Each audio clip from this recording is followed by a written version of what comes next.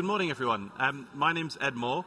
I'm a customer success technical leader, they tell me. But basically, I help customers with adoption for automation. So today I'm joined by Chris. Nice to meet you, Chris Adams, Principal Architect, specialising in data centre, sustainability and automation with Ascode. Pleasure to meet you all today. Yeah.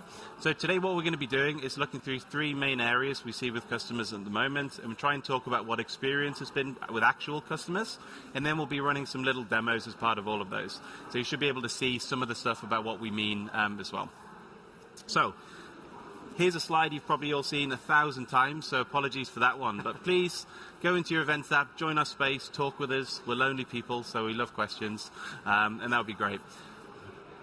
So, to kind of go through the agenda, I guess. So, I think the difficulty that we see with a lot of customers is trying to understand where they should start working with automation.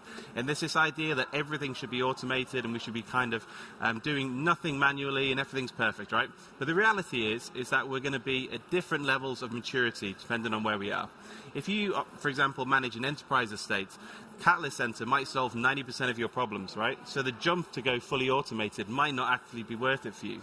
But if you're an SP and you you don't marry them, but you manage 10,000 devices, automation is going to be critical, right? So we're going to have to really factor in where we are as an organization about where we want to go. So we'll discuss that a bit at the beginning. Apologies. And then we're going to look through three patterns that you see here: multi-domain automation, automated testing, and self-service. They actually follow pretty much in years what most customers have been asking me about. So 3 years ago, everybody wanted to know about Ansible and Terraform and Network as Code. They're still really important, right? But 90% of my time was doing that.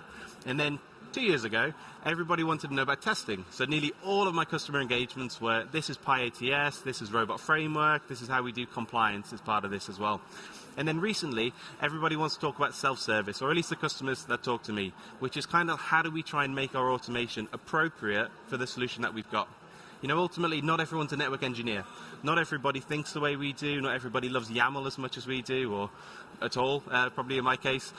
So we have to try and make our solutions appropriate. So we'll touch that one together.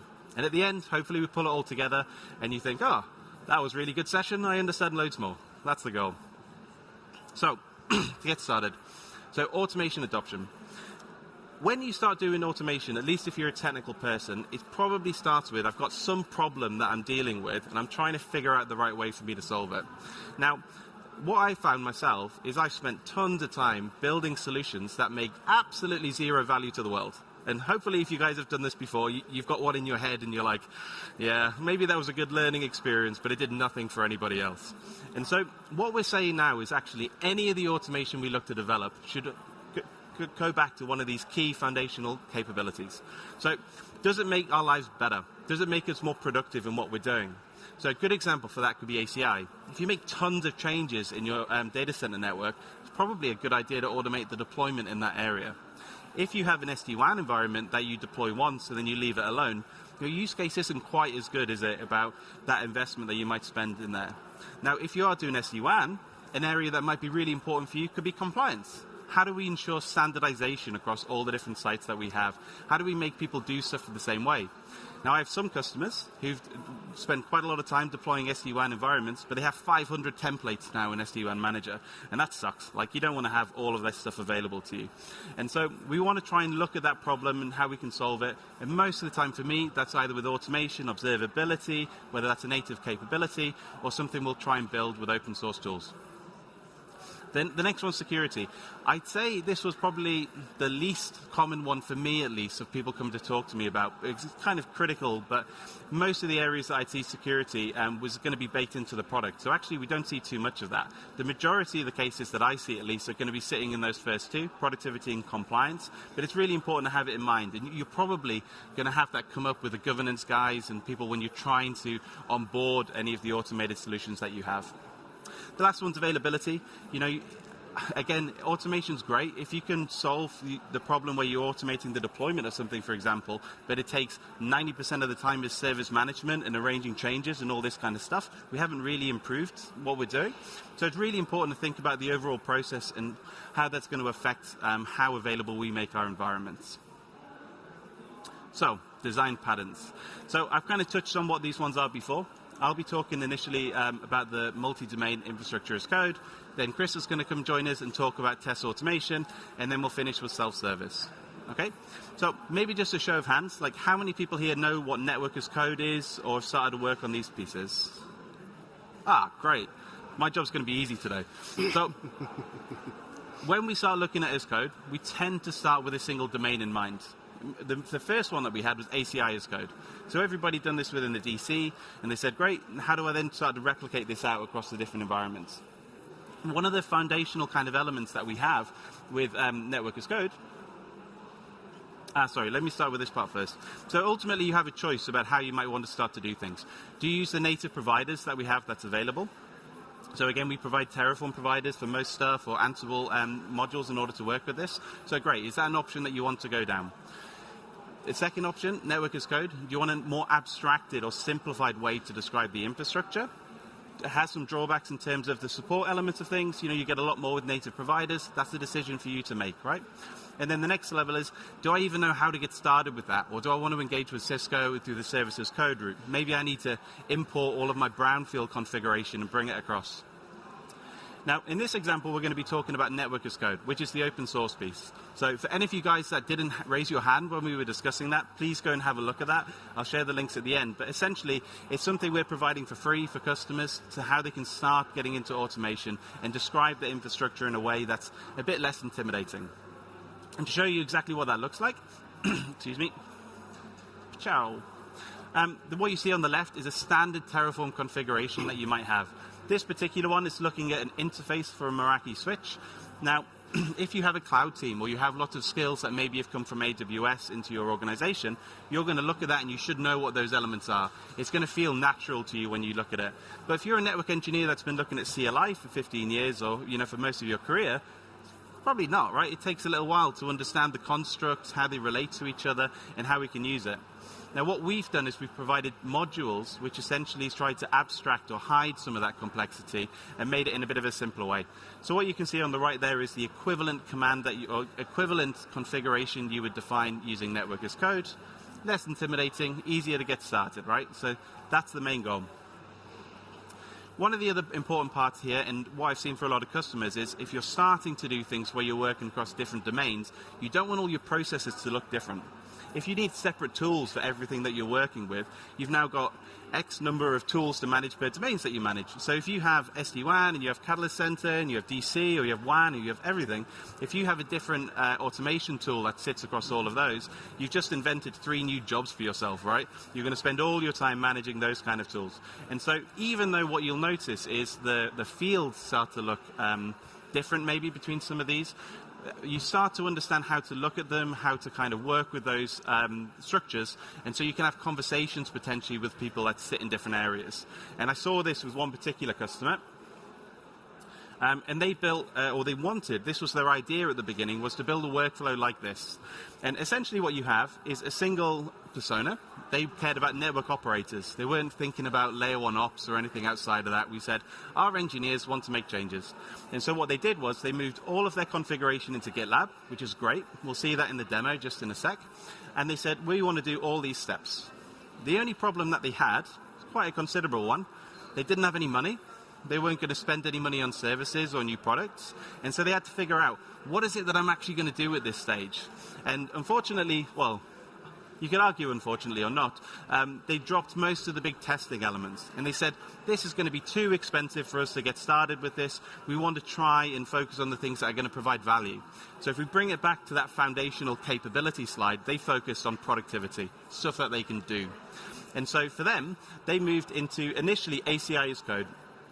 What you see at the bottom here, all the example of some of the different technologies that we support with network as code, but they started with ACI. And I went into them as a CSS at the time, basically focused on adoption, gave them some pointers on how they might want to get started on some of these technologies, and then they ran with it. They had the time to do it. They didn't have any money to spend, but they had some time to develop. And so what they did is they built this workflow. Now, what happened after that is everybody in their organization went, wait, that's really good. I can deploy stuff in my data center a lot faster than I could do before. Why don't we try to do it elsewhere? And then they expanded that out, and they do firewalls now with FMC, they do SD-WAN. I'm working with them at the moment on iOS XE and NXOS, because for them, it's important that they could say they fully automate the deployment of their data center, which, unfortunately means we have to work with some platforms we don't always care about, but it was really important for them to be able to do that, to then expand. Now, in terms of Cisco, to be brutal, the reason that we care about this a little bit is that they were able to go, well, it was taking me about a year to deploy a data center in the past, and this year they're planning to deploy 12 data halls. So I think it's 4 data centers and a big, massive deal, right? So what you can see is the actual impact. You said the time that it was taking you before is now going to be a lot easier, or sorry, a lot reduced.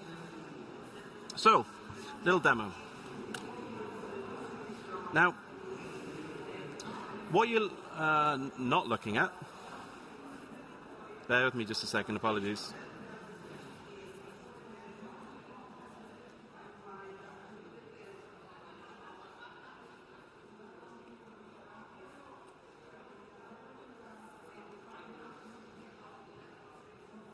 There you go.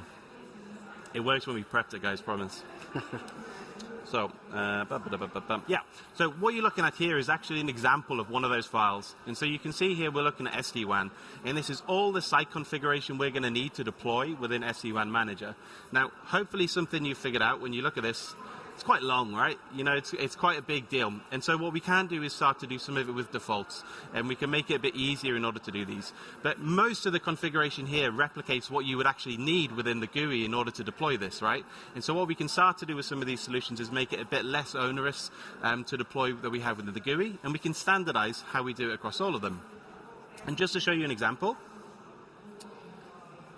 this is an equivalent that we have within Catalyst Center. So even if you didn't know anything about automation, and I tested this, my wife's very nice, she looks at all of my slides before I come to these things, and she read through and she could explain to me everything there, and I think that's true for most. So if you're trying to get people into automation in your organization, it's really good to simplify everything down as much as we can do to some level. There's probably some purist that wants to argue with me at the end about levels of abstraction we added in systems or something, but the reality is we need to make the solutions appropriate to the people that use them. Okay, so what I've done, so maybe another raise of hands. How many people are familiar with Git and understand the basic ideas? Excellent. Don't need to solve that problem as well. So what you see at the moment is that was the IDE that we have within GitLab, which is really nice. Everything's all integrated together. But essentially we have 2 different repositories. The first one here, we're looking at SD-WAN. And this is just the repository that you had for this. It's very simple, just for a demo. Now, what I did is I made a commit and I have a pipeline file. So again, just one quick one. Happy with pipelines? We understand GitLab CIs? A bit less. Okay, so I'll explain that one. So essentially within GitLab, you have 2 main components you should think about. One of them is the version control element. These are my files, and I can kind of manage how we use them. And then the one which is actually quite interesting, the one I use the most, is probably the CI element of things. How do we push the changes, and how can we trigger those changes into our environments? And so we use a text file. In this case, it's called gitlab-ci.yaml, which just describes each of the steps. Now, most of the stuff is going to be pretty familiar. It's going to look like a bash. Well, depending on how you're doing it, but in my case, it's going to be a bash kind of base syntax, so you can say, okay, it does this step, it does this step. And I'll show you what that looks like in a second. The output of what we get is essentially what you see on the screen. We have a pre-stage, a plan stage, a deploy stage, and a notify stage. So in my pre-stage, what I'm going to do is validate that the thing that I've tried to commit is okay. That's the first step, right? And I think as developers or people responsible for infrastructure, you want some confidence that what you're going to do isn't going to break everything. So we add all this validation as part of our pipeline to make sure that we're not deploying in live when we shouldn't be. So in this case, what you can see here, and I'll just show you the output for the detail Chris is going to go through. We have a GitLab runner. We're going to run within shell. It's going to load our repository, and it's going to execute all the steps that we would define as part of this. So some of it is very simple, just to be clear. We're echoing some information, and then we're going to run some commands. So in this case, we're going to run the NAC validate tool, which is one of the open source tools we provide to help you guys with validation here. So if I just pop back, now each of the steps are going to be doing the things logically as we would normally do them on our machines. So we're going to do a plan, which is with Terraform. Again, maybe another hand to Terraform. Happy with plan models? Okay, similar. So let's go back and show you what this is. One of the really nice things about some of the tools that we have today is they can take a lot of the anxiety away about actually making a change. And the example I usually give to people is I deployed a customer environment once on ACI, and I was really proud of myself. I automated everything. I didn't spend any days sat on the floor of a data center configuring stuff. I just went in and did it, right? And it wasn't until I was about to leave that I realized that I deployed the wrong customer's ACI network on the fabric. And I was like, oh, no compliance, everything was provisioned, not the best. And so what we can do with a Terraform plan is essentially we can build what the configuration should look like before it gets to the infrastructure.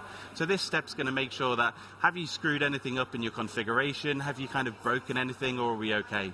And this is really useful, especially if you're working across an organization where people might not have confidence in what you're doing. You can use this Terraform plan in order to show this is what's going to happen in this stage. Make it look a bit fancier than you see on the screen today, but it's definitely achievable. Okay, so after the plan stage, we go into deploy.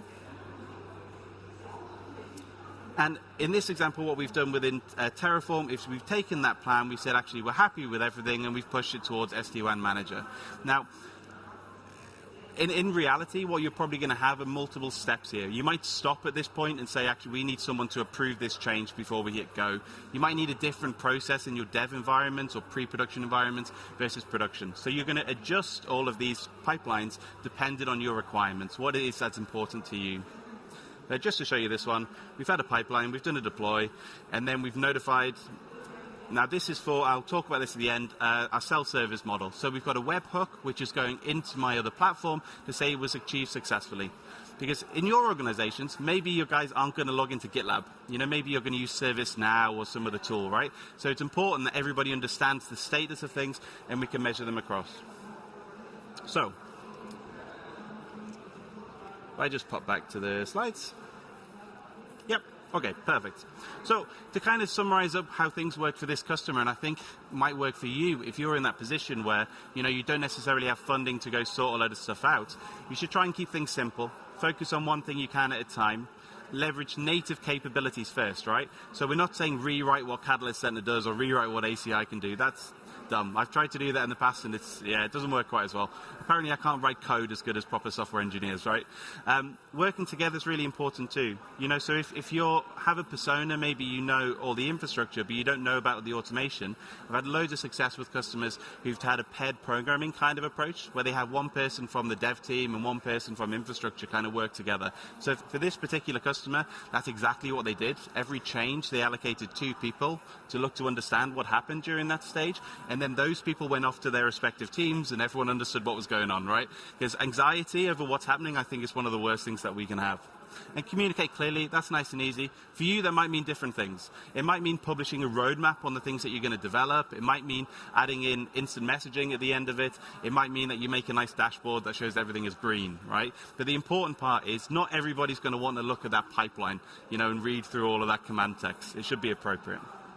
Okay, so I'm going to pause now, and I'm going to pass over to Chris. Yep. And I'll pop through your slides. Okay, brilliant. Yeah, thank you. Thanks, everyone. So the example I'll talk through today now is compliance as code. So we worked with a global financial sector customer who everything was new. They were deploying BGP EVPN fabrics, new. They were deploying Net as code, new. They'd not done Net DevOps properly before, so it was quite a learning curve. But the thing was to start small and increment. And being a highly regulated environment, the key thing was to making sure that there was no misconfigurations within the production environment.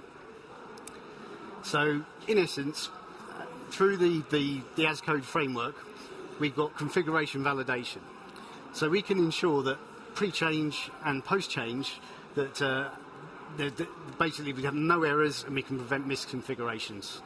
So according to Gartner, 80% of outages are based on misconfiguration, and Cisco TAC have statistics that 25% of our cases that are raised are due to misconfiguration issues. So we can prevent this from ever occurring. Today we'll focus on NAC Validate, which will be looking at the pre-change validation, but there is the NAC Test tool as a part of Network as Code framework that allows you to actually, once the configuration is pushed, allow you to actually validate on the devices the real state. So you kind of can pre and post, and you can add in external sources into those testing. So what we'll do is we're going to go through a couple of examples. So we'll walk through in essence, you've got schema validation and semantic validation that are built into the Net as Code framework. So you get those for free. So that's really good. They'll also then look into custom rules. So you may have a set of network engineering standards around naming conventions, and you want to make sure that your device gets only provisioned with the correct naming standards. And we'll go through an example walking through that. Just in interest, obviously there's different types of testing that can be done, health tests and operational tests across the scale, but again, we're going to just focus today on the pre-validation testing. So coming back to the customer example, this is their full pipeline. So they're running Nexus Dashboard Fabric Controller, they're building BGP VPN fabrics. In terms of infrastructure as code, they're going to be using Ansible. So you use Ansible as the chosen deployment tool. So we're going to be running a playbook today that goes through this example.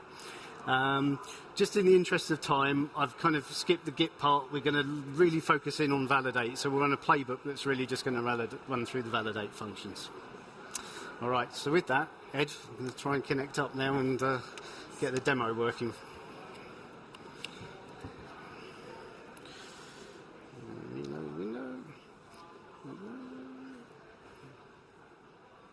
Aha, good. Okay, so let me just quickly authenticate.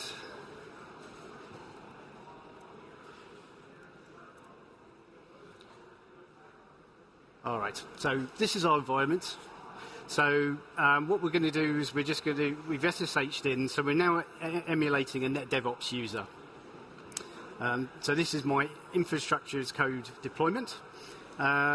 Just for those that aren't familiar with the directory structure, it might look familiar to what Ed was showing for the other projects. So this is Nexus Dashboard VXLAN as code deployment. The top level folder basically has variables. So in here we'll define our policy configs. So we'll just have a quick look through these and we'll come back and make changes to these as we go through the demo. So we've got the high level virtual pod definition, which defines our BGP configuration. We'll have a switches file which defines our virtual spines and virtual leaves, and then we've got a file that we're going to look into for semantic validation that defines our referential integrity for VPC pairs. So again, all the documentation is on the Net as Code website, by the way, so you've got the full data models available to you. Let me just reconnect to the jump server. So this environment is our virtual pod. So we've got 2 border gateway spines and 4 leafs within our setup. Basically, we've got 2 VPC pairs defined between leaf 1 and leaf 2 and leaf 3 and leaf 4. All right, let's break a few things. So if I just come on to my terminal, I'm getting the terminal session up. Left twice, it was there. Oh, sorry. Did I have it up there? Oh, wait a minute. New terminal. Ah, lost it. Where's it gone? Sorry, get us that one. No, to the right of this one. There you go. Oh, no, sorry. Yeah, thanks. She's got to put my glasses on properly today. So, okay, so what we're going to run through is the Ansible playbook. So the key files that we've got is the inventory file in the directory. So this is our pod. So the first host is the target environment we're going to be pushing to. And then we've got our VXLAN pod configuration, and we've got the validate role configured here. Right. If we go back to the bash shell and we run this, we can see that we've had 19 tasks completed successfully. And if we review at the top of the pre-validation ones, we've got the success OK for the required syntax rules and the custom rules. So everything's good at the moment, nothing's broken. Right, so in terms of syntax validation, there's 2 things. So if, for example, we defined an invalid parameter, and we save this, I mean, typically your environment should pick this up in the IDE, saying this you know, check the schema, this isn't allowed. But for whatever reason, if this kind of got committed and triggered off a merge on the pipeline, what you'd find is that during the validate phase, we get a failed error, and we get unexpected elements. So that's been called out. So that's just a quick example just to show syntax validation of invalid key attributes. Another example is, what if we had an invalid value specified? So again, if you look into this example, as for the editor, you can see it's not adhering to the schema, but if in the same scenario, if this was actually pushed or attempted to be pushed to the production environment, we get another error, and this time it's saying that it fails the regular expression match for the values, which is in the documentation. All right, let's correct this. So that's two examples that you get out of the box with the schema validation piece. Now, semantic validation, as per our topology, we've got 4 leaves defined, but if I defined a leaf 5, which doesn't exist in our topology, and save the configuration, and we rerun our script, you'll see, yes, we get another error, but this time it actually fails on the semantic validation rule, and you get a reasoning code behind there. Leaf 5 isn't found as a part of our setup. All right, so we've just covered off semantic validation, schema validation, and we'll sort of end this session on this demo regarding custom rules. So within your framework, you can define a custom rule. So this example here basically is specifying a host name pattern. So you might have in your production a naming standard like country code, data center site ID, or function code for your switches, those kind of things, to make it a bit more complicated than this rule. But in this example, all of our attributes, all of our devices must start with virtual as a part of our configuration. So again, if we just quickly do a rerun now, just make sure I've cleared out that error.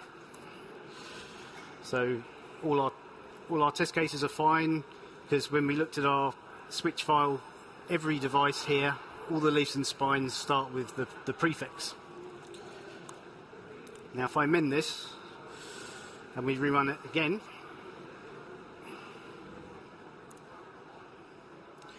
you'll see we now get a failure based on the custom rule failing, so verify you are adhering to the naming convention. So this is how we can build out custom rules within this scenario. All right, so with that, I'll sort of plug back in to Ed on, is it this one? Yes, it is, yeah. Okay. Right.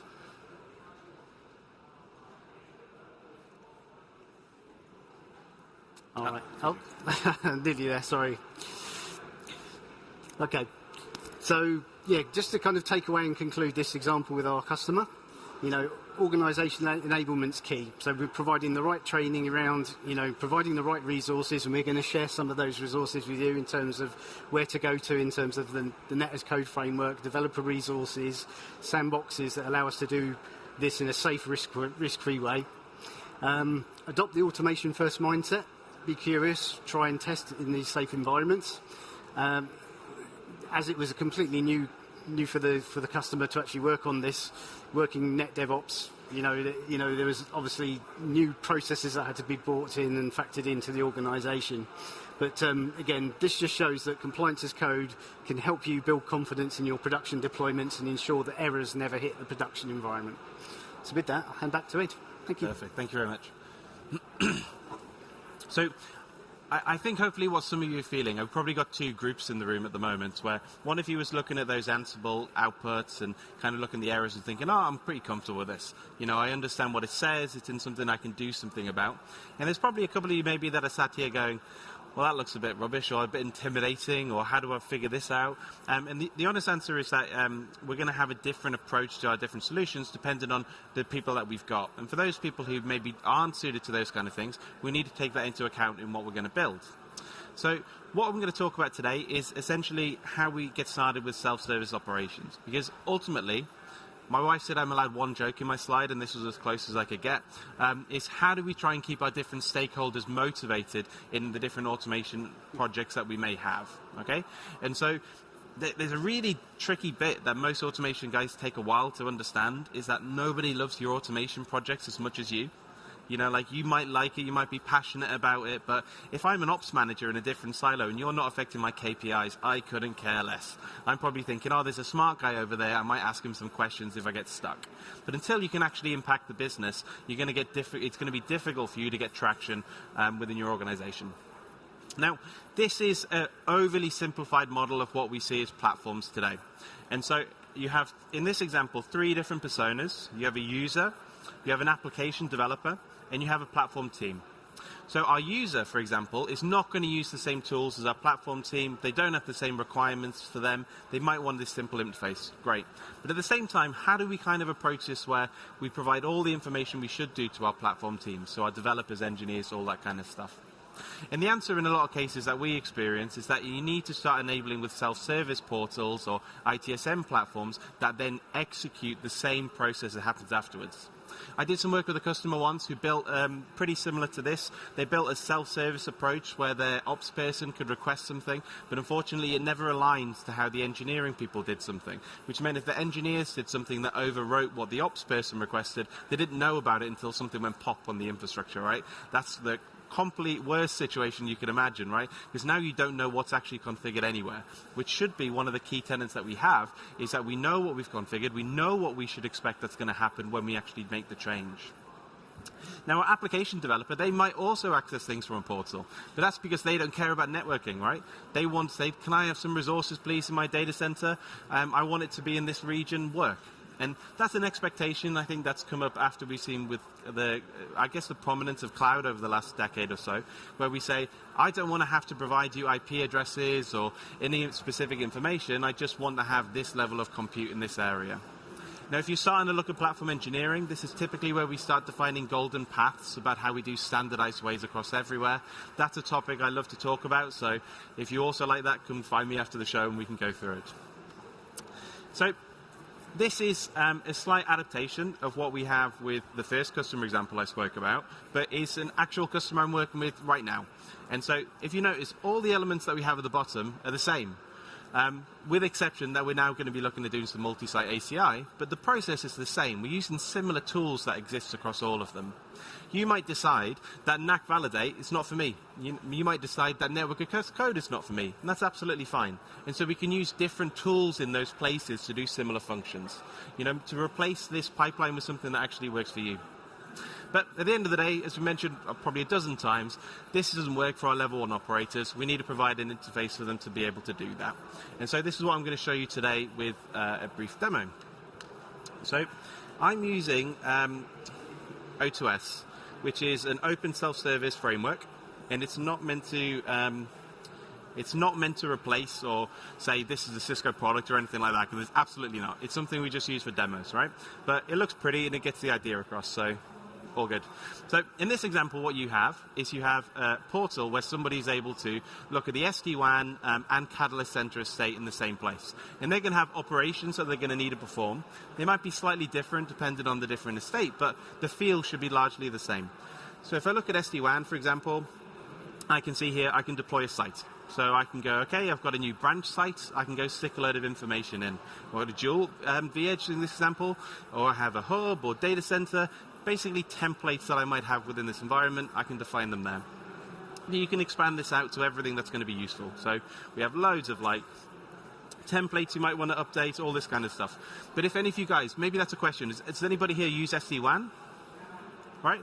So hopefully all that stuff kind of says, well, I do that in the vManager already, right? Or the SD-WAN manager already. And that is absolutely true.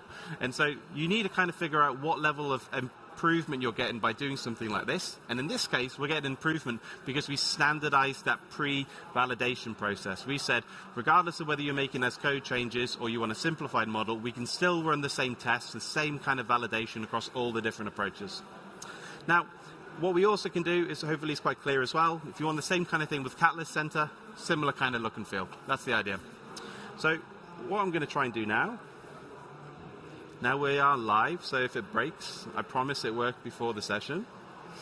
So I'm going to put some information into this relatively simplified field. So I have York, which is where I'm from, best part of the world.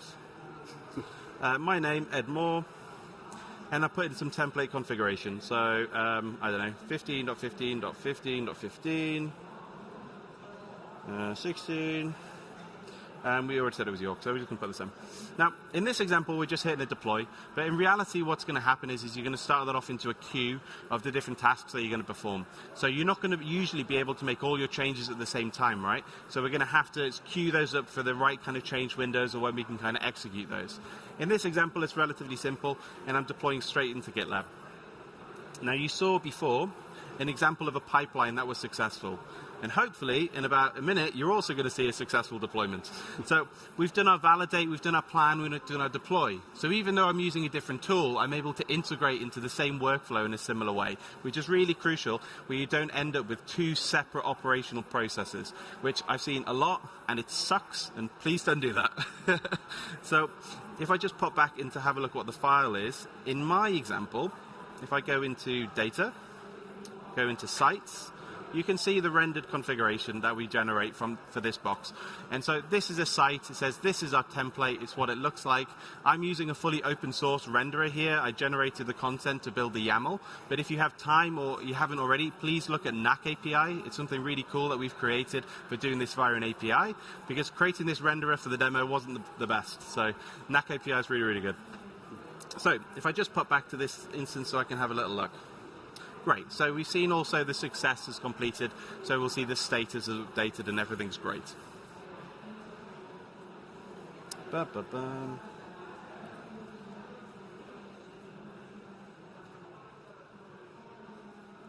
Okay. So, for this kind of customer I'm working with, which is actually a bank in the UK, for them it wasn't about building individual confidence, which is what the first customer has to do, right? It's how you build organizational level confidence. And the honest answer is you invest a lot more into validation of your process than you do when you're working in a single domain on your own. You need to kind of make it so people outside of your area are comfortable with what you're doing. That's a key goal, and you need to make it valuable enough for them to care about it. They're two critical kind of things that we sometimes forget. Observable KPI improvements, you'll need to figure out which ones, if you are going to do this, you need to figure out which ones are important to you. So I have one customer who did a really smart thing, I thought, and they mixed a quantitative and a qualitative improvement together and said, this is how we're assessing things. So it was the number of changes that I could make, and it was the sentiment of the team across that month. And what that was trying to suggest is how much boring stuff do we make people have to do, and what impact does it have onto the business, which I thought was a really smart way to kind of do this. But ultimately, these KPIs are going to be things like uptime and the number of changes that you can actually perform and all of this kind of stuff, maybe the number of services that you can provision in that space as well. So, to bring it all together, you saw three different customers, and like real customers that Chris and I have worked with over the last couple of years, how their problems are a little bit different, how they have to tackle automation in a slightly different way. But all of them come down to these key capabilities that we're looking for. And everything that you kind of see here are things that we suggest are things that make it easier for you to get automation ingrained into your organization. So collaboration's key. People are scared about what they don't know. Things that work really well, for example, are we have vidcasts, which are like little snippet videos that you can send out to your organization, kind of like lessons learned or talking sessions with the different teams works really well. Self-service, if it's important to you, really, really useful tool, especially if there's a lot of operations who are separate from engineering. That's good. I spoke with a customer yesterday and they meet the engineer, and they do everything. They do the design, they do the operations, they do all the planning, everything like that. Self-service for them is pointless because they do all the stuff and they're happy to work with GitLab, right? So it needs to be appropriate. Standardization and governance also is critical. Really, really difficult to automate unstandardized infrastructure. That's going to be hopefully one of the lessons I hope everybody knows now, or if you hadn't already, really take it to heart. It's really costly as well. You have to develop lots of different processes in order to kind of validate those things, and you end up spending your entire life doing stuff that you probably shouldn't. As an example, we had an engagement with a customer. They had a site that had been up for 12 years, and they wanted to move the config for this old box onto a templated kind of approach. And you're like, well, the device is 12 years old. It's going to go pop at some point, and you're going to go to a new design. So maybe let's not prioritize automating that and focus on the stuff that makes you some value, right? So we need to be pragmatic, I think, also, is what we choose to focus on. The last one is how agile can you make it? If your process is so onerous that people don't want to even get started with it, you're not going to have success outside of your organization as well. So this is really critical to kind of take into account. So what can you do now? There's tons of content. Hopefully at Cisco Live you've realized there's loads and loads of information and maybe less time than you'd want to go through it all. But if you'd like to have a look at this stuff afterwards, developer.cisco.com should be a bookmark link to you guys for a lot of this automation content. It's where most of the stuff that we've discussed today is going to be stored, with exception to the Network as Code elements, which are on netascode.cisco.com, and that includes all of the documentation, all of the guides, pretty much a more eloquent version of what I've said today is going to be contained in there as well. So everything you want to get started, it's all open source. There should be no barriers for what you want. If you do have a barrier, that is you don't have any kit, we have a DevNet Sandbox environment also where you can go and access a lot of that stuff. The demo you saw today was on our SD-WAN DevNet Sandbox as well. It's really useful for just firing APIs to and testing out how stuff works. So I really, really recommend that as well. So to kind of close off, I imagine you've seen this slide, 30 times so far? You all know the drill? Please complete your surveys. It's really, really important, especially to get feedback on how we can improve things as well. You get T-shirts. Life's great. All good. So I want to thank all of you for your time today. Really appreciate it. If you'd like to ask any questions, feel free to shoot up, or if you see me walking around aimlessly, please stop me down. We can have a chat. But thank you all very much.